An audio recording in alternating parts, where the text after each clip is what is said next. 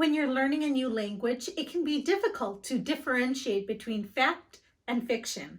So today, I'm going to go through 5 misconceptions about learning English.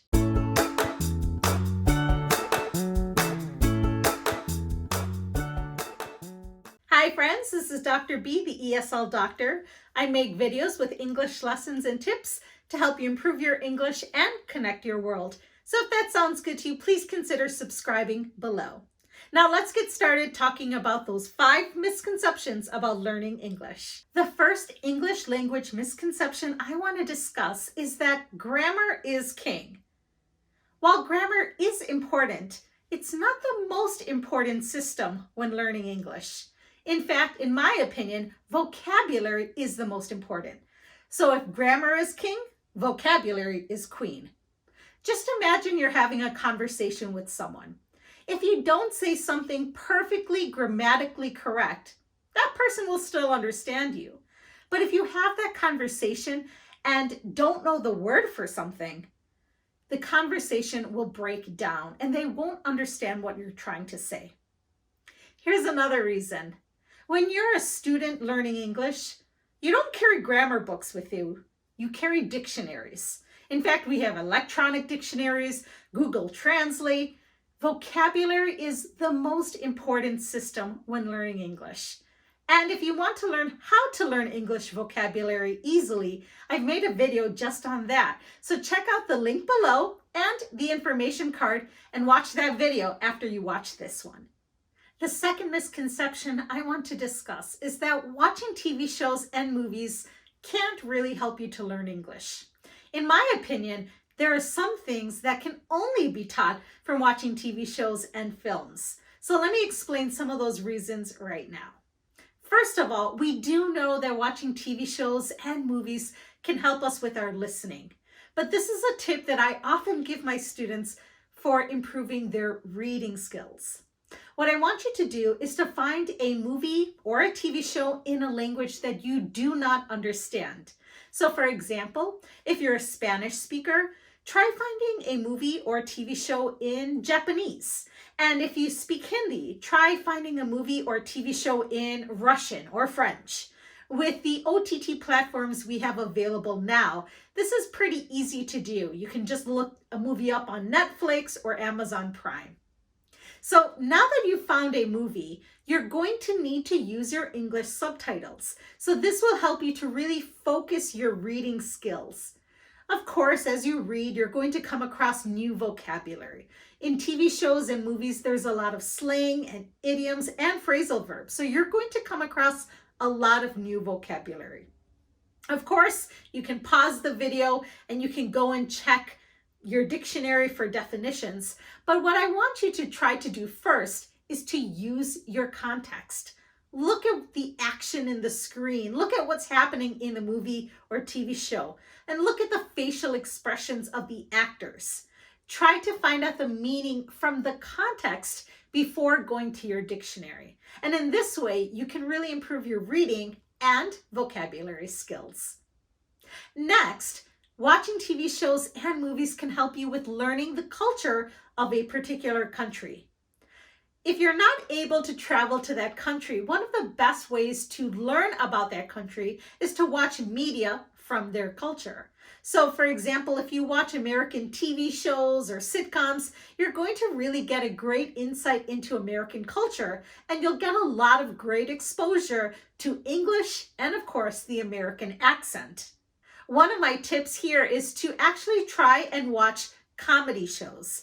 Comedies are very difficult because they rely on culture. So a lot of the jokes come from understanding the culture of that particular country. So I really do challenge you to try to watch comedies, as this will help you to learn more about the culture that you want to learn about. Finally, watching TV shows and movies is a great way to learn pragmatics. Pragmatics is the study of how we use language in context.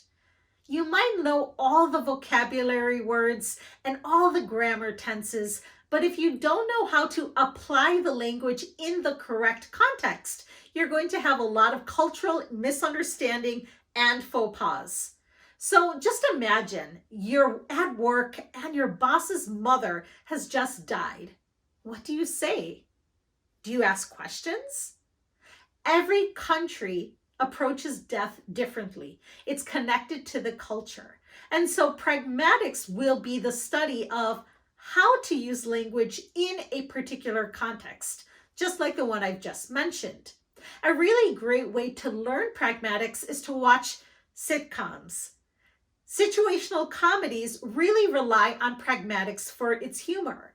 If people say the wrong thing in a situation, a lot of people find this humorous. And so sitcoms is a really great way to find out what language to use in which situations.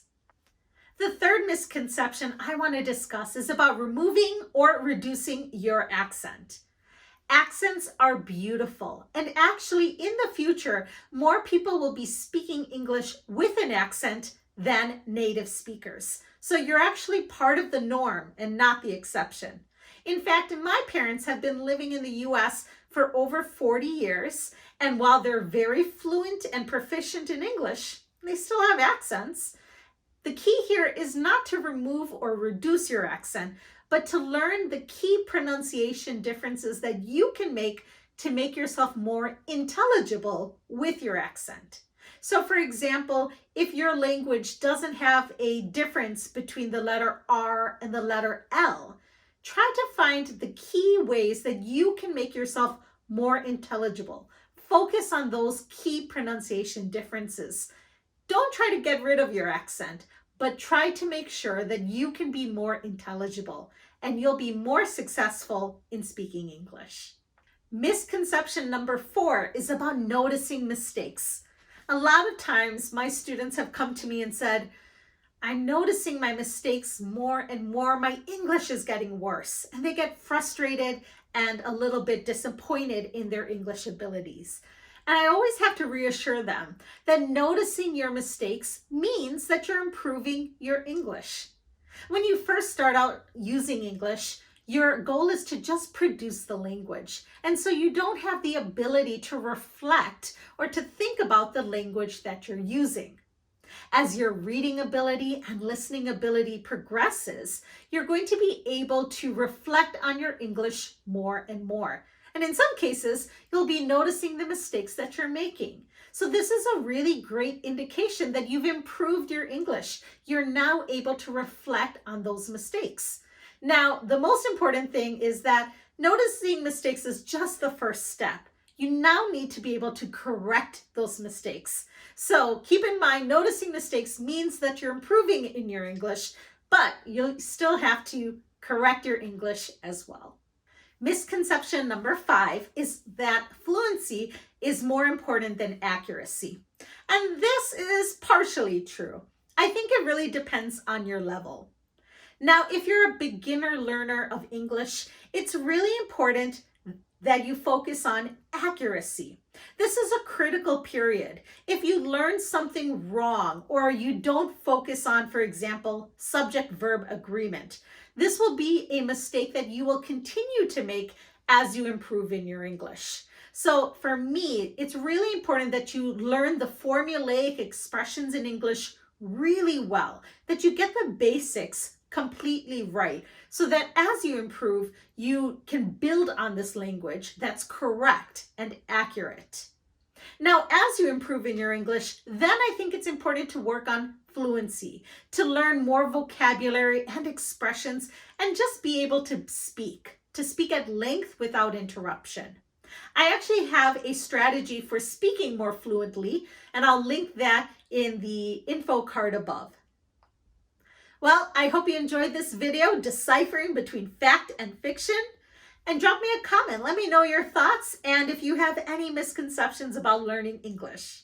In the meantime, you're going to want to subscribe to this channel because in my next video, we're going to work on our writing and improving our writing with establishing controlling ideas and thesis statements. So stay tuned for that.